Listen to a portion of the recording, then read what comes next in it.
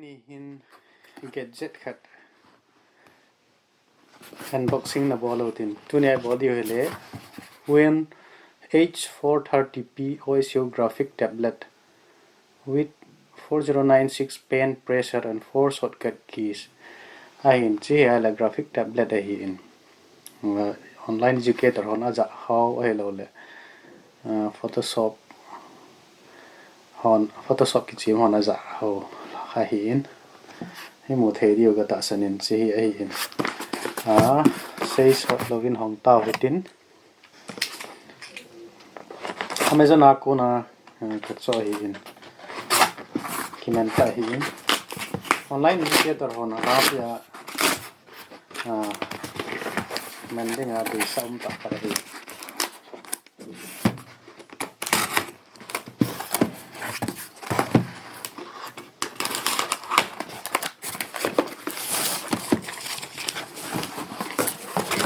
this is it time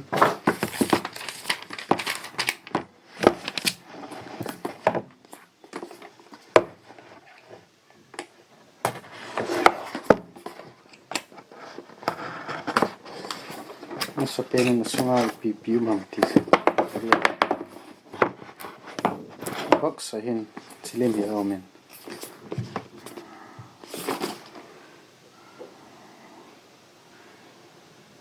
MRP visa de ham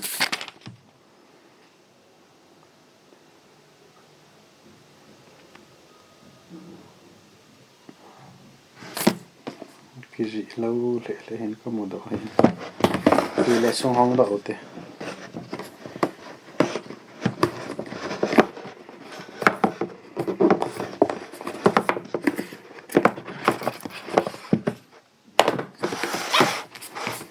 Thank you for choosing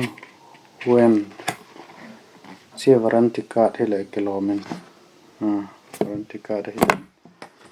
One in this for the. Hipoi. Hin. It's pad writing pad pencil time. Sila hin button liao min. So he man shortcut key hi dei set the hi in hot keys ta bong hi tai banin pen chi pen hi ale battery lo chi tablet he kon pha na le ji jing the tablet kon hon le ji le tai kai jing ding hi chi pen hi ya ki zen ta kha da hi na ji chu pen tam ta khu adang ho hi pia charge ngai battery hi in si battery lo ai abanin si hi ale OTG te ka na panga chu mobile phone ho ai lom khat le tablet ho iman normal le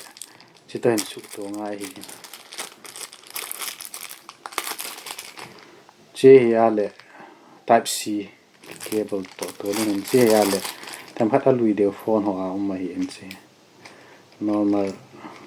pen ti de hi in ya tam plain so to bang chi le tam khat advanced de type C in chi ya le sila tablet to hin direct nga chilang ya le USB yang chilang ya le sila ya light and suit holding using the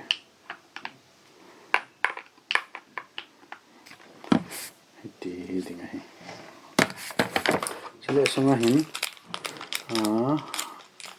nip iza dam khat omen chule nip ka bo do na le a khum zina chipen he hi clip out on si madang ti man ga la ju tin adang he le user menu ngan kan tin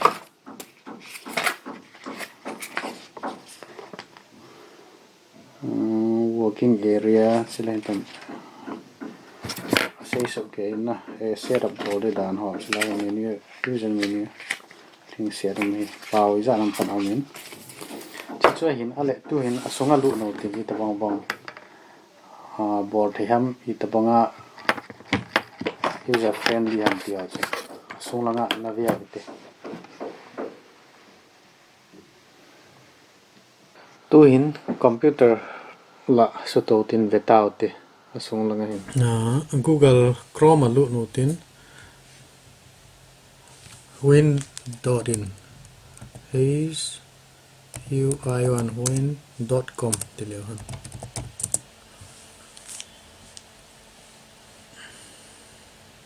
si hung di hin pale support na download driver download nutin sila hin velevan product min tet levan na H430p sila hin mother H430p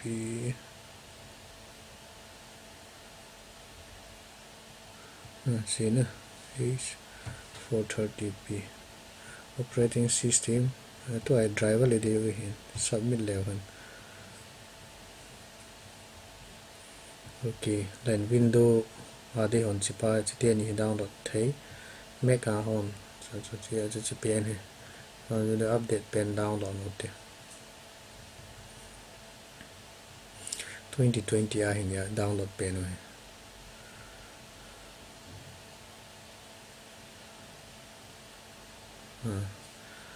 malama ke download time chi hi ke chai tai na neo cha hin file he chi ki chai phat le hen i lo them tia le la do ding chele install boarding a hin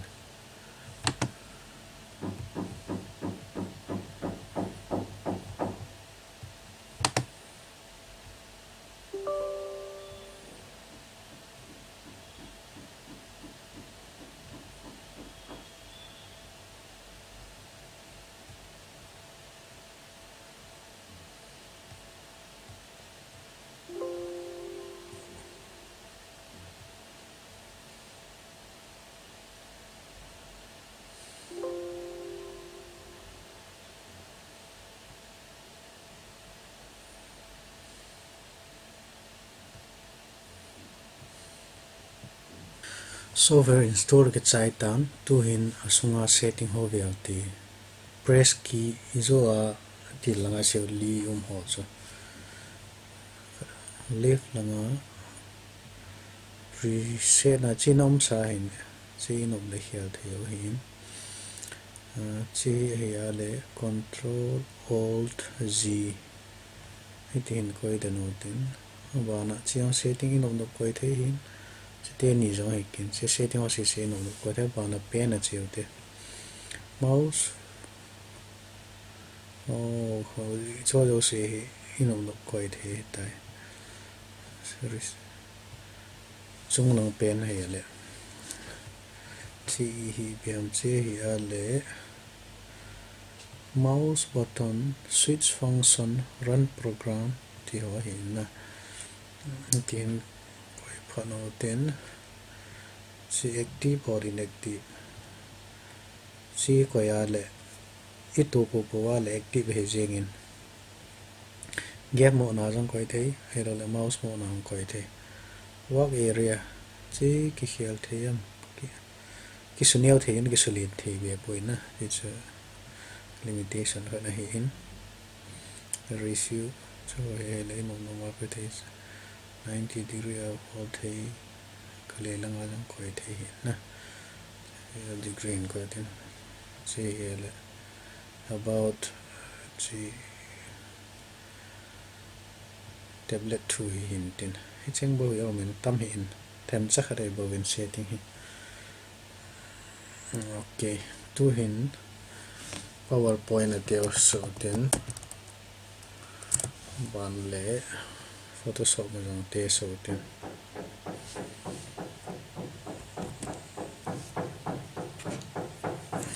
chi powerpoint hi aji no play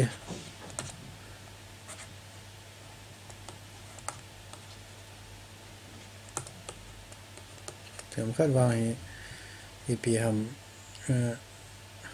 pe pa la ga ki de chana kilo lo na cha khat on thobe calculation where hi lo le piha online teaching holding in kizen ding hi chi artisan thilji na digital piha drawing ti de ham na cha jong amang ve chi chu hi in control tz chu chi in line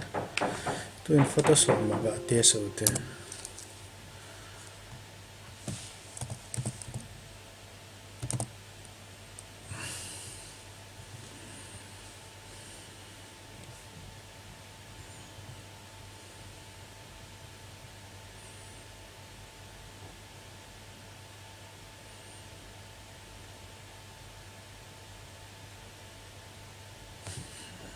okay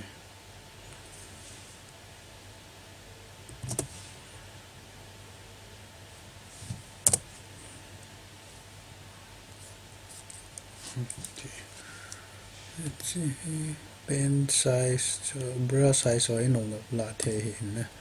la setting omen okay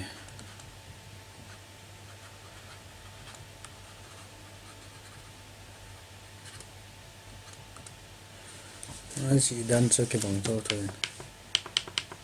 ok là hình shortcut key cái set họ cho Photoshop mà chỉ ví dụ PowerPoint nào cho chỉ lâu to cái lâu ini thì हम क्या thêm thế cái là setting bật thấy rất ngay chính tin chỉ cái pen hi tablet chung ai cái quay phát là hình cái 1 inch 10 centimeter sang anai rồi phát là nó mệt đan là hiện gam la langai koi la wa men hin them cha ri su nai deu la hin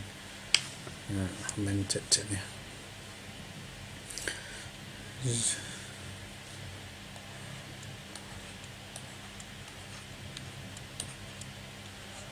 do yang na yang wa cho ki jang yang la men the hi khat nan tin tu pe na wa hi ni pe ha ga mo ji na ding an nok thu hi pe pa la hai ta ki ji a ki khat jin ke lo be se sang hi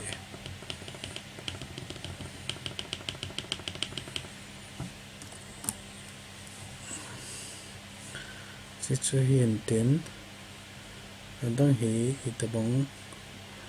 ga try out na dinga chi ni chen pen imayo si achi le kilom ka sai na ai khade active so ke nan tin okay chu le Microsoft component khat pen kitia hun chia ti so ta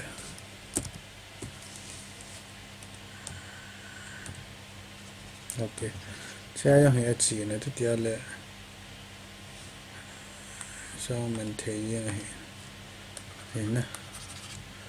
pen cái Microsoft component khác hành chưa mà rồi là gì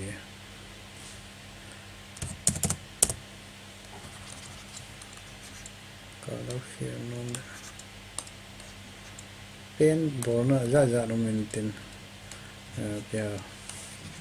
H430p store họ ra nó mấy thế thì họ cho chỉ số cái đấy thì chỉ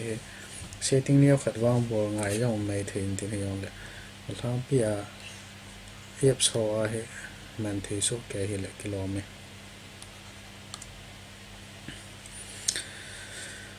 review ball now hi chan chu hin tin ai ham tia ai thei lo ti head be o ma le all in update hong ki ball jing nan te be wa zo si chunga ki pa in so le subscribe nai lo im kho wa le na subscribe pe leo han ti kai te mo ve